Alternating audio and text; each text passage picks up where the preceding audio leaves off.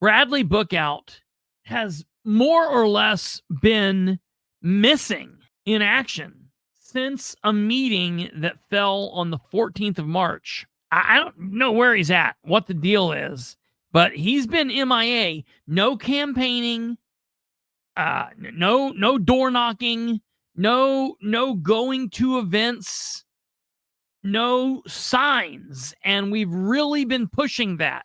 So let me tell you what that campaign has done.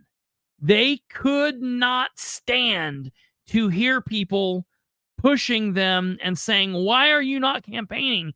You are truly a paper-only candidate. That's it. No more, no less. He is there on paper so that you can go in and see, oh, wow, Bradley Bookout, he's high at the top of the ballot. Boop, and pick his name. Don't do that. Don't do that. Ask yourself, has he been around to my door? Have I heard anything that he stands on? Have I seen him at any events? Did he walk in the parade? Did he go to any of these little, breakfasts at the Lions clubs around the county? No. Do I see any of his signs out? No. Then, ladies and gentlemen, because we pushed these people, the axis of evil, the axis of stupid, the axis of corrupt, because of that, they dug way back in the past, and they were able to dig up a handful, not many, 4, 5, 10 maybe, signs from when Bradley Bookout ran the first time, or maybe the second time, and he put them out. Now, why do I say that? Why do I say that I believe these to be old signs? First of all, the campaign finance reports are due very shortly, and we will easily be able to go on there and tell, did they buy signs? And if they didn't, then my theory will be proven right. And let me show you, friends, why I feel that they are not using new signs. The handful of signs they found look like this. Bradley Bookout, Delaware County Council. This, my friends, is a sign that has the Bookout Builders window logo on the sign. Now, for those of you not in Delaware County, or for those of you that are in Delaware County, but you're just now getting into politics, you might not know what that means. This just looks like a sign to you.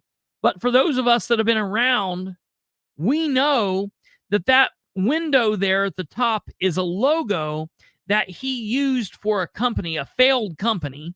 The company's no longer around. The other thing that's important is there is no disclaimer. You can see there is no disclaimer on here. Now, people might say, well, wait a minute. What's that up there at the top in the writing?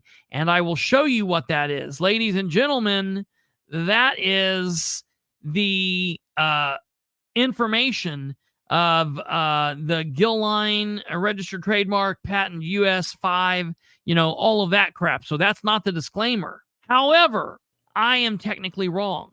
There is a disclaimer on this. You can't see it in this picture. And if you're driving by this, you can't see it. Matter of fact, you can't see it if you get out and you walk up on it. There is actually a disclaimer on this sign. Do you see right here where my mouse is right here? My cursor's going back and forth. There is a disclaimer right here. All right. But I want to be very clear. That disclaimer does not, I'm going to tell you again. I'm going to show you where it's at. It's right here. It does not comply with the law. This sign might as well not even have a disclaimer on there. They are not doing the things that they need to be doing. They feel that it's beneath them. They don't need to do those things. They can simply just do what they want, when they want, how they want, as they please, and it's okay. There's no problem with it. It's perfectly okay to do whatever the hell you want. If you're James King or you're Bradley Bookout or you're Eugene Whitehead or you're Jessica Piper, you don't need to campaign. You don't need to be open and honest. You don't need to talk to the public. The public, they're beneath you. Believing like that and acting like that and showing us that. Look, they're not even hiding it anymore. Bookout expects to win, and he's not even going to talk to anybody. Well, isn't it actually a crime to not have that disclaimer on a sign? It is absolutely a crime. So basically what happens is at this point, it is a reportable offense. When it's a big enough deal, the Indiana Secretary of State's office puts out a full disclaimer brochure here. It says political signs and disclaimer requirements for political literature, advertisements, and mailings that includes absentee application. What is a disclaimer? A disclaimer identifies who paid for certain political material and whether any candidate approves of the material or if the material is paid for by someone other than the candidate. So it says paid for by the committee to elect Christopher Bilbrey, paid for by the friends of Christopher Bilbrey, paid for by the political action committee, not endorsed by any candidate. Those are disclaimers. You see them on your campaign literature. You're supposed to see them on your signs. Where must the disclaimer appear?